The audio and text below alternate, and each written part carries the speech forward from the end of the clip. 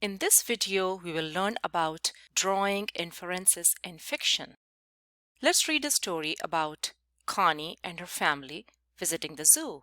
We will draw an inference to figure out Connie's favorite animal. But before we begin, let's understand what is an inference.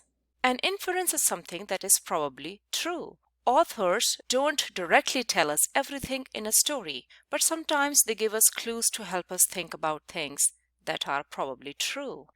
So we will look at the clues in the story to help us draw the inference to figure out Connie's favorite animal. Alright, let's read the story. Connie and her family visit the zoo. Connie is super excited to see her favorite animal. Now we are going to pay attention to the clues about her favorite animal. It has long legs and even a longer neck. So it could be a giraffe or an ostrich, because we know that both have long legs and long necks.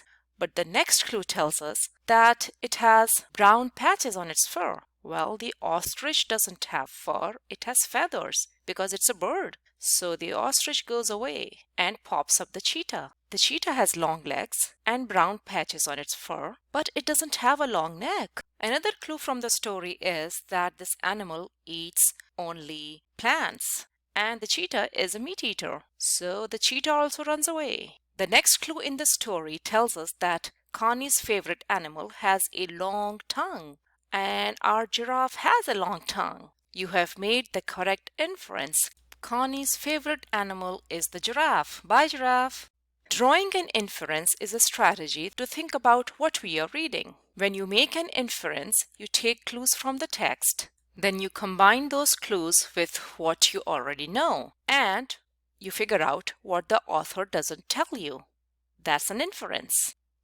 We can use this graphic organizer to help us draw inferences. Let's read a story and use this graphic organizer to make an inference. Stop the video to carefully read the story. Finished reading? Good. Okay, here we want to know what time of day does the story take place. We look for the clues and we combine them with what we already know. We get our first clue from the second paragraph. Let's put this clue in the table. You don't want to be late again. This is Cooper's father telling him that you don't want to be late again. So here's what we already know. Maybe he's talking about getting late for school. Then he picks up his car keys and his briefcase as he heads out. It looks like he is going to work because he takes his briefcase with him. So probably it's morning time, but we can't be sure. So let's read on. A sticky waffle.